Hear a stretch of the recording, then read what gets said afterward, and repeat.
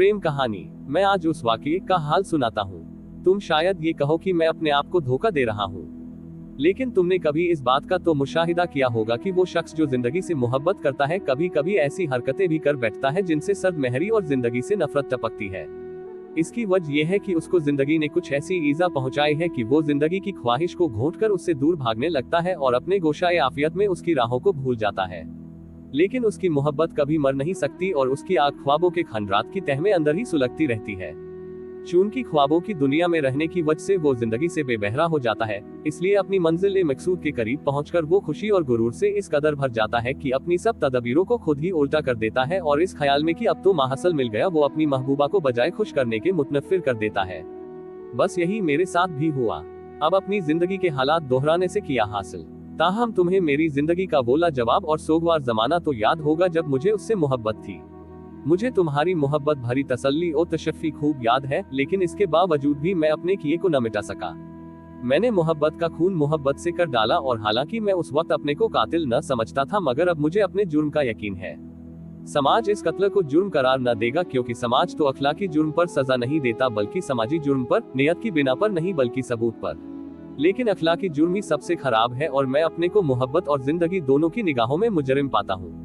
मरते दम तक मैं इस मासूम जमीन पर गुनहगारों की तरह अपने हम नवाओं और रफीकों से मुंह छुपाता मारा मारा फिरूंगा। पर अफसोस कि मेरा जुर्म मोहब्बत के खिलाफ था और मुझे मुंह छुपाने को भी जगह नहीं। वो अब मर चुकी है, इसलिए मुझे हिम्मत हुई कि ये दास्तान कह सुनाऊं। ये तो तुम जानते ही हो कि इसकी शुरुआत तक किस तरह हुई। मैं उससे दिल ओ जान से मोहब्बत करता था। उसकी बदौलत वो खजाना मेरे हाथ लग गया था जिसकी तमन्ना सारे जहान को थी।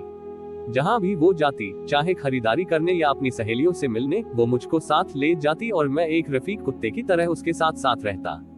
भाई मैं अपने गोविंदा को भी साथ लाई हूँ, वो दूर ही से चिल्ला कर कहती और मैं खुशी से फूला न समाता। मेरी मोहब्बत रेगिस्तानों से ज्यादा वसी और समंदरों से ज्यादा गहरी थी, लेकिन मुझको ऐसा मालूम होता कि उसकी मोहब्बत मेरी मोहब्बत से मिलकर एक आलम बन गई है जिसमें सितारे भी हैं और दुनियाएं भी। मैं उसी तरह उससे बरसों मोहब्बत करता रहा और बरसों उम्मीद और यास की मौजें मुझे थपेड़े मारती रहीं। जब मैं सोने लेटता तो उसकी सूरत मेरी आंखों के सामने रक्स करती और जब सो जाता तो ख्वाबों में खुशनुमा पहाड़ और दरिया और लाला जार दिखाई देते। सुबह जब आंख खुलती तो एक सुरीला नगमा मेरे कानों में उसके हुस्न की मौसीकी इलापने लगता। मोहब्बत के ख्वाब में वो राहत थी कि मैं दुनिया से परहेज करने लगा। वो अकेली मेरी दुनिया थी और मेरी जन्नत, और लोग तो उस गुलाब को मसल देते थे जो मेरे दिल की गहराई में खिला हुआ था। अपने ख्वाब को सीने से लगाए मैं तन्हा फिरता और सिर्फ परिंदों और नर्म हवा से गुफ्तगू करता, क्योंकि वो मेरे कानों में हजारों मोहब्बत के पैगाम लाला के सुनाते थे। मेरे साथी शाफिक, चांद और सितारे थे जो आसमान पर इस तरह बिखर जाते जैसे उसके गालों पर सुर्खी। उसकी मौजूदगी मेरी हस्ती में इस तरह समा गई जैसे माँ के पेट में बच्चा अपने वजूद के एहसास से उसको भर देता है। सूरज की गर्मी मेरी मोहब्बत के सामने हेज थी। खुद गर्जी का ख्याल मेरे दिल में कभी ना आया, क्योंकि मोहब्बत एक हसीन तख्युल थी और जिनसे एक बदनुमा धब्बा। जो सच पूछो तो मोहब्बत ने मुझको ना मर्द कर दिया था। वो भी अपने दिल में क्या कहती होगी। मैंने इस बात को कतई भुला दिया था कि वो औरत है। मैं एक अहमकों की जन्नत में रहता था। इसमें शक नहीं कि वो दिल आवेज थी, पर मौहूम और गैर हकीकी भी। मोहब्बत तो रूह और जिस्म दोनों के एहसासात का संगम है। अगर इनमें से एक चीज भी कमोबेश हो जाएगी तो मोहब्बत या तो नफसानी ख्वाहिशात होकर रह जाती है या एक शायद का नामुमकिन ख्वाब। मगर मैं अभी जवान था और हकीकत से बेबहरा। एक मर्तबा जब मेरे बेहतरीन दोस्त ने मुझको सलाह दी कि उसको प्यार करो तो मैं बेआपे हो गया और चाटा रसीद किया। बरसों तक मैंने उससे बात भी न की। हमारा मिलाप उस वक्त हुआ जब एक रोज मैं रंज और अलम से चूर शराब खाने में बैठा कदहे भर भर कर पी रहा था और आंसुओं की लड़ी आंखों से जारी थी। अगली वफाओं के ख्याल से उसने आकर मेरे शाने पर हाथ रख दिया और हमारे दिल फिर मिल गए। हालांकि ये बात मुझे सही तौर पर कभी न मालूम हुई, लेकिन मुझे यकीन है कि वो मुझसे मोहब्बत करती थी। उसके दिल में मेरे लिए जगह थी, मगर मैंने खुद ही मोहब्बत का खात्मा मोहब्बत से कर दिया। मार्च की हसीन शाम थी। उसने नई नई साइकिल चलानी सीखी थी और अपनी सहेलियों के साथ घूमने जाती। एक रोज मुझसे कहा कि मेरे साथ चलो।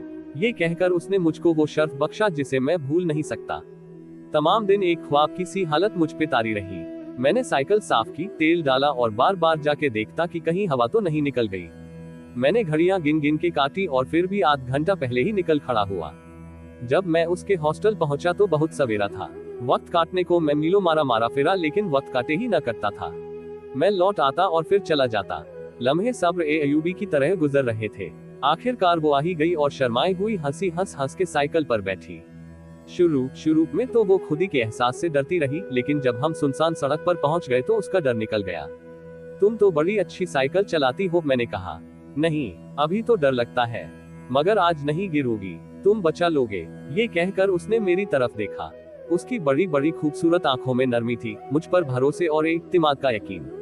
मैं ये समझा कि मोहब्बत थी, अगर नहीं भी थी तो क्या। मैं जब तक जीऊंगा ये ख्याल मेरे दिल में पोशीदा रोशनी की तरह छिपा रहेगा और कोई भी इसकी शम्मा को गुल नहीं कर सकता। मैं इस तरह खुशी से फूल गया जैसे मैंने उसके दिल पर काबू पा लिया है और नाज़ा हूँ। इस गुरूर से मैं खुद अपनी निगाह में खुशकिस्मत मालूम होने लगा। थोड़ी देर के बाद जब वो थक गई, हम पार्क में से गुजर रहे थे और उसने कहा कि आओ बैठ जाएं। सूरज गुरूब हो रहा था और उसके शोक रंग आसमान पर बिखरे हुए थे। साइकिलें जमीन पर रख के हम एक विलायती मटर के तख्ते के पास बैठ गए। वो प्यार और नरमी से बातें करती रही और मैं हर लफ्ज को जो उसके मुंह से झड़ता उस और शहद की तरह पीता रहा। मुझे याद नहीं कि उसने क्या क्या बातें की, मुझे ये भी याद नहीं कि मौजू ए सुखन क्या था, पर अभी तक उसकी गुलाबी साड़ी का रंग मुझे याद है, उसकी उंगलियों की नजाकत और विलायती मटर की मस्ती भरी महक। मेरा दिल उसके कदमों पे था और मेरी रूह इस तरह उसकी तरफ बह रही थी जैसे पानी के चश्मे चट्टानों से निकलकर एक अमीर झील में खो जाते हैं। जब मैं मरूं तो मुझे गुलाबी कपड़ों में दफन करना और बहुत से विलायती मटर के फूल मेरे ऊपर डाल देना, उसने अफसुर्दगी और जज्बे से कहा। मेरा दिल दर्द से सिमट कर एक जिंदान मालूम होने लगा। मेरी आंखों के सामने वो जमाना आ गया जब वो मेरे पास न होगी और मैं अकेला हूँगा। ये ख्याल एक तीर की तरह से मेरे जिगर के पार हो गया। आम के दरख्त में एक कोयल दर्द से यकायक कूकी और उसके साथ ही साथ एक मोर की दर्दंगेज झनकार सुनाई दी। ऐसी बातें तो मुंह से न निकालो, न तुम मौत के लिए हो न मौत तुम्हारे लिए। एक गमगीन मुस्कुराहट उसके चेहरा पे फैल गई और मेरा दिल दुनिया के सब गुलाबों और विलायती मटर के फूलों की मोहब्बत से भर आया। फिर अदा से वो कोहनियों के बल लेट गई और मेरी तरफ देखा। मेरी आंखें उन हसीन आंखों की चशमक से चकाचौंध हो गई। उस वक्त वो आंखें मोहब्बत के दो समंदरों की तरह की थीं, जिनकी सह की वसत निगाह की जद से बाहर थी और उनकी गहराई आंखों की रोशनी से पोशीदा। उन समंदरों में दो मौजें बैक वक्त बल खाती हुई उठी, एक दूसरे से टकराई और बहती हुई मेरी रूह की गहराइयों में उतर गई। मैं उस लहर के जज्बे में गर्क हो गया। वो मुझे अपनी रौ में बहा ले गई। खुशी से मेरी जबान पर मुहर लग गई। मेरा जी चाहता था कि कुछ कहूं, कुछ करूं, लेकिन खौफ मुझ पर तारी हो गया। मैंने अपने दिल में कहा कि मुझे अपनी मोहब्बत के इजहार करने का कोई हक नहीं। मैं अपनी मोहब्बत से डरता था। उसे एक लम्हे में मैंने मौत और जिंदगी दोनों का मजा चख लिया। दोबारा फिर उसने अपना सर पीछे झुकाया और इस कदर झुकी कि सर जमीन से लग गया। उसके काले बाल हरी हरी घास पर बिखर गए और उसकी गुलाबी साड़ी ने सियाह चांद के गिर्द हाला बना लिया। उसके होंठ कांप रहे थे और उसकी आंखों में बोसे की दाग झलक उठी। मेरा दिल धड़कने लगा। खून पहले तो जोश में आया, फिर यकायक रगों में रुक गया। पर जो कुछ भी मेरी आंखों ने देखा उसका दिल ने एतबार न किया। ये कहा मेरी किस्मत की इसके होठों को प्यार कर सकता। ये सिर्फ मेरा गुमान है, मैंने कहा। वो तो आसमान को देख रही है। मैं भी पीछे झुका और आसमान को देखने लगा। सूरज गुरूब हो चुका था और आसमान की बढ़ती हुई सियाही में एक पुरानी मस्जिद की दो टूटी हुई मीनारें दिखाई दे रही थी। किस कदर लाजवाब और रंगीन शाम है। मेरे अल्फाज सिर्फ मेरे ही कानों में गूंजे, एक लम्हा लहराए और खामोश फिजा में खो गए। वो जादू जो अभी तक हवा में मौजूद था, डूबते हुए सूरज की तरह पलकों में गायब हो गया और सिर्फ तारीकी ही तारीकी दिखाई देती थी। मेरे दिल पर एक कालिब ढक गया और खुशी की कैफियत अफसुर्दगी से बदल गई। वो उठ बैठी और दूर मगरिब की बढ़ती हुई तारीकी को घूरने लगी। फिर थकी हुई आवाज से बोली, अब तो देर हो गई, चलना चाहिए। मैंने उसकी साइकिल उठा के दी और उसके बराबर बराबर चलता रहा। हम में से किसी ने बातचीत न की। वो थकी हुई और ख्याल में महव मालूम होती थी, लेकिन मैं अभी तक उसके करीब होने की खुशी में मस्त था और उसकी मोहब्बत पर नाजा। मुझको ये ख्याल न आया कि मैं उसकी मोहब्बत को ठुकरा रहा हूँ। मैं जिंदगी को अपनी आगोश में लेने से डरता था, फूलों की तरह गोद में समेटने से। वजाते खुद तो इस लापरवाही में कोई बुरी बात न थी, लेकिन इसका नतीजा मुहलिक साबित हुआ। मैं एक ख्याली दुनिया में रहता था और सिर्फ ही शक की मोहब्बत में गिरफ्तार। वो जुलाई के आम की तरह पुख्ता थी, मोहब्बत के लिए तैयार। इसमें शक नहीं कि मुझे उससे मोहब्बत थी और मोहब्बत की वजह से मैंने उसे प्यार करने से परहेज किया और उसकी तरफ नफसानियत से निगाह न उठाई। वो एक फरिश्ता थी और इन दुनियावी चीजों से बालातर। इसीलिए दरअसल मेरी मोहब्बत ही ने मोहब्बत का खात्मा कर दिया। लेकिन इस वाकये के बाद जब ही हमारे ताल्लुकात कायम रहे, हालांकि वो उस कोफ्त और तकलीफ के एहसास को हरगिज न भूली होगी जो इसके बाइस पैदा हुई। मैं उससे अब भी उसी तरह मोहब्बत करता रहा और मोहब्बत के रंजों ही ने मुझको इंसान भी बना दिया और अज़मत का एहसास भी पैदा किया। और जब तक कि मैं दर्दो अलम सहने के काबिल रहा उस वक्त तक इंसानियत का जज्बा भी मेरे अंदर बाकी रहा। बाद में जब मैंने जिंदगी की ख्वाहिश को घोंट डाला, जब मैं हकीकत से घबरा कर धोखे की उस दुनिया में रहने लगा जो सिर्फ मेरी जात से वाबस्ता थी, तो मैं माकजूर भी हो गया और हुस्न के एहसास को भी भूल गया। रात को जब मैं सोने लेटा तो यकायक ख्याल आया कि वो नाराज हो गई है। न तो जुदा होते वक्त उसने अफसुर्दगी का इजहार किया था और न पलटकर मेरी तरफ देखा ही था। जैसे जैसे मैं शाम के वाकयात का ख्याल करता वैसे वैसे गम मुझे अपने पंजों में जकड़ता जाता था। बार बार मैं कहता, हाय मैंने क्या किया, और दिल ही दिल में उससे 1000 बार मुआफ़ी मांगता और अपना सर उसके कदमों पर रख के अपनी मोहब्बत का यकीन दिलाता। मेरी मोहब्बत गैर फानी थी और उसमें कोई कमी न हुई।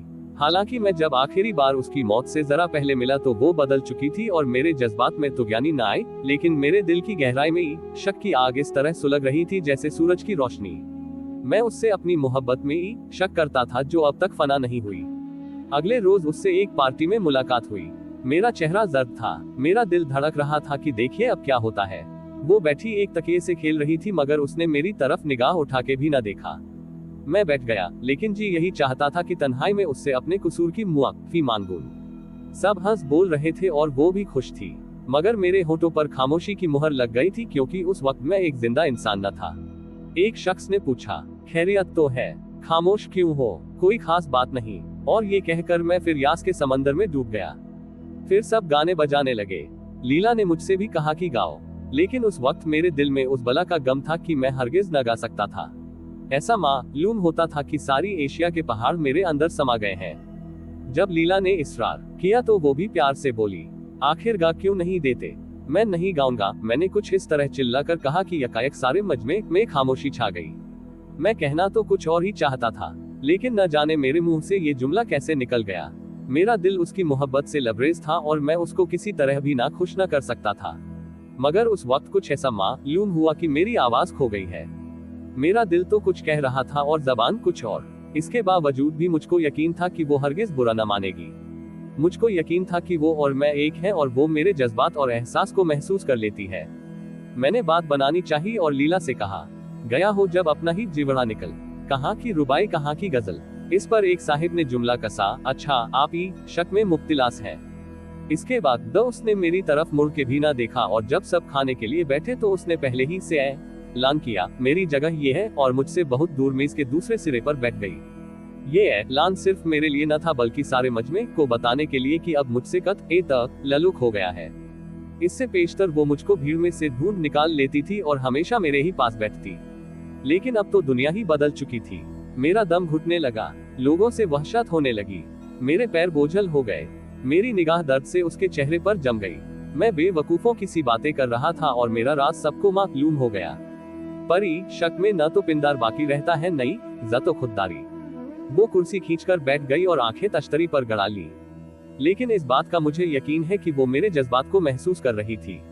मेरी आंखों तले अंधेरा आ गया और मैं दीवाना वार कमरे से भाग निकला। सब कुछ ऐसे मुतहयर हुए कि किसी के मुंह से कोई लफ्ज न निकला। मगर जब मैं बरामदे की सीढ़ियों से उतर रहा था तो एक कह की आवाज आई। रकाबत और जलन की लहर मेरे अंदर दौड़ गई। वो मजे कर रही थी, उसे मेरी क्या परवाह थी, उसे तो किसी और से मोहब्बत थी। ये ख्याल एक आरे की तरह मेरे जिस्म को काटता हुआ दिल के पार हो गया। मेरा दिमाग मुअत्तल हो चुका था, मेरी टांगे पारे की तरह बेकरार थी। सारी रात मैं मारा मारा फिरा, अपने बालों को नोचता और सीने पर घूंसे मारता। मैंने जोर जोर से अपने चुटकियां ली, लेकिन दर्द ने मेरे जिस्म को सुन्न कर दिया था और जिस्मानी तकलीफ का एहसास मिट चुका था। कोई 20 मील फिरने के बाद जब मैं अपने कमरा में आया तो सुबह सादिक की थकी हुई रोशनी आसमान पर फैल रही थी, लेकिन नींद मुझसे रात की तरह दूर थी। दिल की जगह मेरे सीने में एकला दवा दर्द था। यही जी चाहता था कि नश्तर से उसे कचोकूं और मुट्ठी में भींचकर सब एहसास निचोड़ डालूं। दर्द एक फोड़े की तरह लप लप कर रहा था। मेरी निगाह कलम तराश पर पड़ी। सीना चाक करके मैंने गोश्त को चाकू की नोक से गोदना शुरू किया, लेकिन तकलीफ का एहसास उठ चुका था। फिर मुझे और ही ख्याल आया। दर्द दिल से निकलकर दिमाग में पहुंच गया था। मैंने अपने सीने पर दिल की शक्ल गोदनी शुरू की। इसके बाद गुदे हुए दिल में उसकी शबीह बनाई। खून बह बह कर टपक रहा था, लेकिन उसके बहने से मेरे दिमाग को सुकून हुआ। फिर आईना उठाकर बड़ी देर तक अपनी दस्तकारी को देखा किया। अब दर्द कम हो गया था और थकन मालूम होने लगी। उजाला हो चला था और लोग जाग गए थे। इस डर से कि कहीं पकड़ा न जाऊं, कमीज के बटन लगाकर मैं लेट गया। मीठा मीठा दर्द फिर होने लगा और उसी हालत में आंख लग गई। अब बयान करने से क्या फायदा कि मुझ पे क्या गुजरी। ये बताना भी बेकार है कि मैंने क्या क्या किया। मैं एक ऐसा बदनसीब था जिसे जिंदगी दूभर हो गई हो। इंसानों की सोहबत से भागकर मैं जंगलों में मारा मारा फिरने लगा। दिनों न कुछ खाया न पिया, और जब खाया भी तो निवाला हल्क में अटकने लगा। रात गए चोरों की तरह अपने कमरा में घुसता और सुबह होते ही फिर निकल खड़ा होता। मेरे दोस्त तसल्ली देनी चाहते थे। मेरी हालत दीवानों की सी हो गई और उनके चेहरों से परेशानी टपकती थी, लेकिन मैं उनसे दूर दूर रहता और इंसानों से बचता फिरता। जब मैं उससे मिलने गया तो मालूम हुआ कि वो कहीं चली गई है। मुझे हैरत हुई कि वो कहाँ और क्यों चली गई। उसने मुझसे तो कहा भी ना था कि बाहर जाने वाली हूँ। मुझे शक हुआ कि कहीं गई नहीं है बल्कि सिर्फ बहाना कर दिया है। इस ख्याल से वहशत और भी बढ़ गई। मुझे उसका पता तक ना मालूम था और मैं खत भी न लिख सका। 15 रोज के बाद वो लौट आए। तुम्हारी तबीयत तो अब अच्छी है? उसने प्यार से पूछा। मेरी बीमारी का हाल उसे क्यों कर मालूम हुआ, लेकिन फिर ख्याल आया कि ये बात तो उसी रात को मेरे चेहरे से जाहिर हो गई होगी, या शायद किसी ने उसको मेरी दास्तान कह सुनाई हो। मेरा दिल धड़ धड़ करने लगा। इसके साथ ही साथ खुशी का भी एहसास हुआ। उसको ये तो मालूम हो गया कि मैंने क्या क्या मुसीबतें उठाई। शायद उसी से उसका दिल पसीज जाए और वो मुझसे मोहब्बत करने लगे। मैंने बात बनाई और उसके सवाल का जवाब न दिया। मुझे मालूम है, वो बोली और एक अजीब तरीके से मुस्कुराई, इस तरह से जैसे उसको किसी पोशीदा शुबह का यकीन हो गया हो। मेरे मुंह से कोई लफ्ज न निकला। लेकिन तुम्हें कोई चीज सता रही है, उसने मोहब्बत से कहा। कह देने से भड़ास निकल जाती है। मुझे तो बता दो क्या बात है। तुम इस कदर मगमूम क्यों रहते हो? शायद मैं कुछ मदद कर सकूं। मेरे हल्क में कांटे पड़ गए, जबान अंदर को खींचने लगी। जज्बे की शिद्दत से मेरी आवाज बंद हो गई। मैं अपना दिल खोलकर उसके सामने रख देना चाहता था, लेकिन मेरी मोहब्बत लफ्जों से अदा न हो सकती थी। मेरा रोंटा रोंटा मोहब्बत की दास्तान बना हुआ था। मैं जो कुछ महसूस कर रहा था अल्फाज अदा न कर सकते थे। जब मैंने इन लफ्जों का ख्याल किया, मुझे तुमसे मोहब्बत है, तो इस कदर भोंडे और करख्त मालूम हुए कि मेरा दिल और दिमाग मुतनफिर हो गए। वो तो मेरे नजदीक एक ख्याल थी जो हकीकत के पर्दे में छिपा हुआ है। वो यगानगत जो तारों को यकजा रखती है।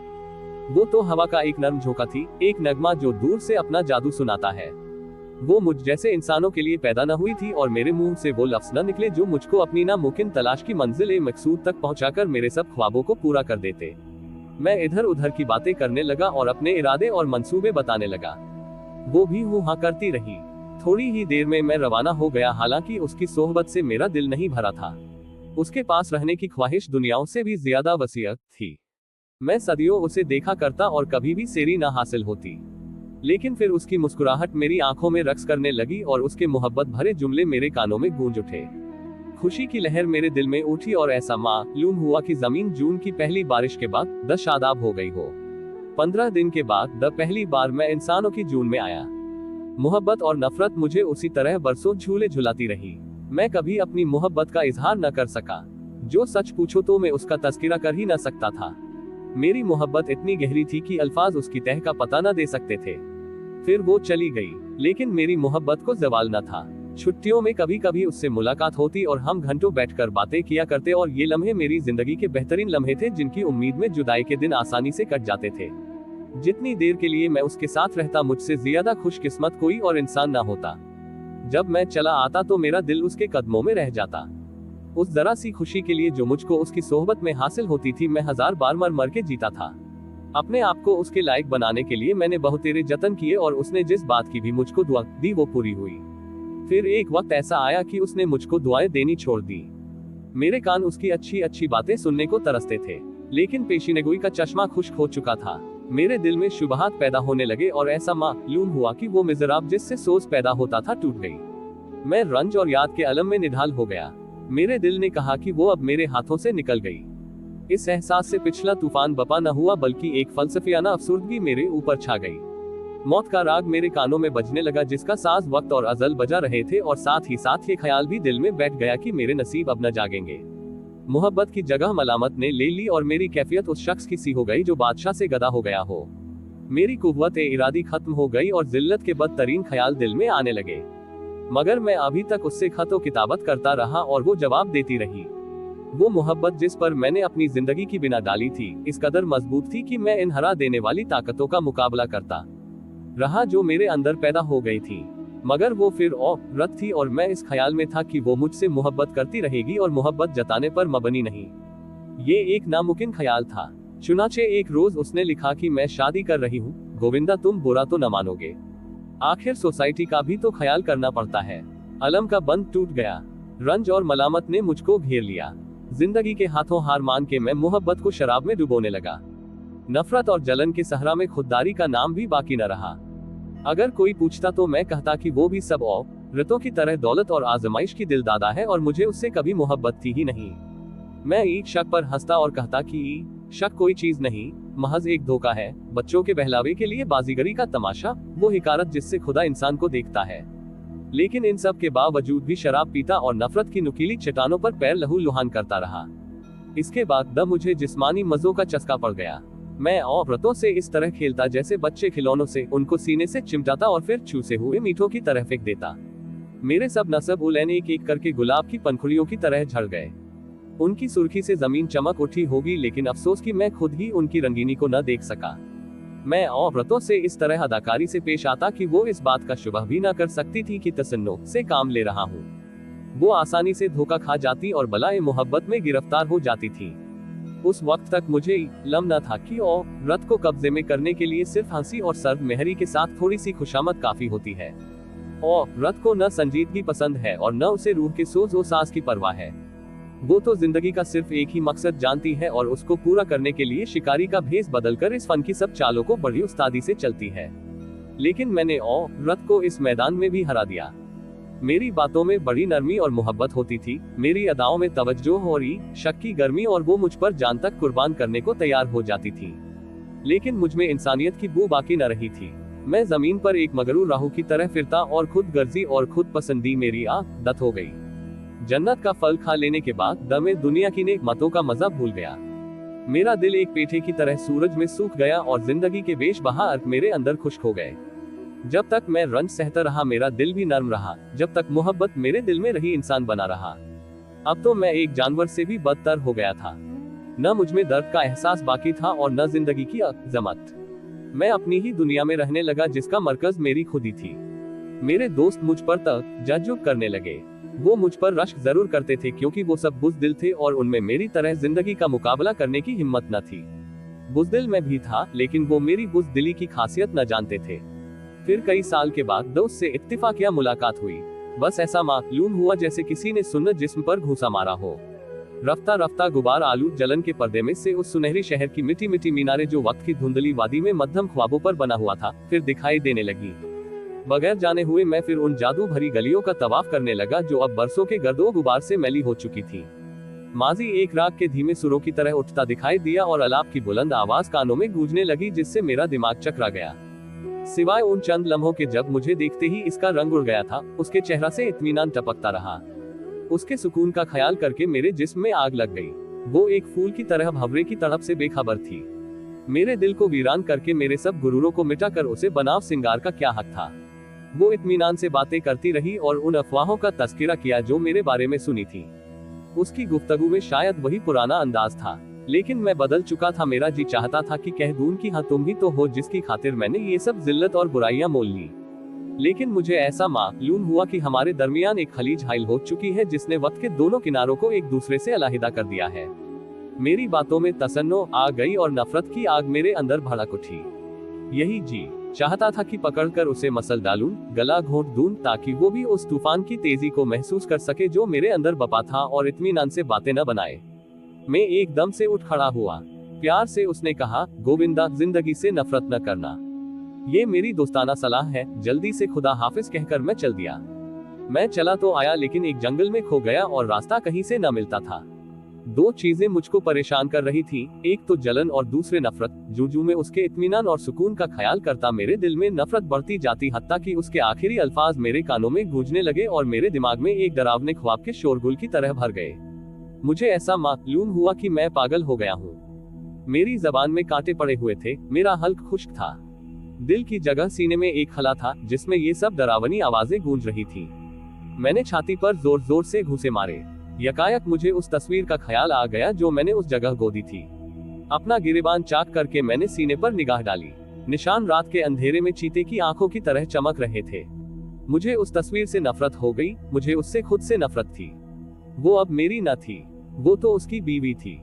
मैंने जेब से चाकू निकाल उसकी तस्वीर के आर पार अपने सीने पर चला दिया। उस वक्त तो एक अजीब सुकून हासिल हुआ और मेरे दिल की जलन कम हो गई, लेकिन खून निकलने की वजह से कमजोरी बढ़ गई और मैं बेहोश हो गया। लोगों ने मुझे अस्पताल पहुंचा दिया। सबको हैरत थी कि माजरा क्या हुआ। कोई कहता था कि हादसा पेश आया, कोई कहता था कि खुदकुशी करने की नीयत थी। चंद रोज में जख्म भर गए और मैं तंदुरुस्त हो गया। लेकिन अब जवानी जा चुकी थी और खिजा का मौसम था। इस वाकये के बाद द मैं उससे कई बार मिला, लेकिन फिर कभी ऐसी हालत न हुई। जब आखिरी बार उससे मुलाकात हुई तो वो बीमार थी। वही मार्च का दिलसोज महीना था, वही शाम का सन्नाटा। सूरज गुरूब हो रहा था और बरामदे की जालियों में से रोशनी छन छन के आ रही थी और हवा में विलायती मटर के फूलों की महक बसी हुई थी। हुस्ने इत्तिफाक से बैक वक्त हम दोनों को एक ही ख्याल आया। मुझे विलायती मटर की खुशबू बहुत पसंद है, उसने नरमी से कहा और एक खफीफ सी अफसुर्दगी उसके चेहरे पर आ गई। उसने आंखें बंद कर ली, जैसे वो याद की मरती हुई रोशनी को पकड़ने की कोशिश कर रही हो। और दुनिया के सब गुलाब। दर्द मेरे दिल में भी भर आया था। इसके बाद फिर उससे मुलाकात न हुई और कुछ ही अरसे में वो मर गई। उसकी लाश पानी में से पाए। वो गुलाबी साड़ी और विलायती मटर का हार पहने हुए थी। लेकिन न मेरे दिल में पहले की तरह तूफान ही बपा हुआ और न उसकी याद एक ख्वाब बन के आई। वो तो मेरे दिल में बस चुकी थी। इस संग दिल दुनिया की नब्ज की तरह मेरी रूह की गहराइयों में आहिस्ता आहिस्ता चल रही थी, जैसे हवा दरख्तों को एक लाजवाल मोहब्बत भरी लोरी सुना रही हो।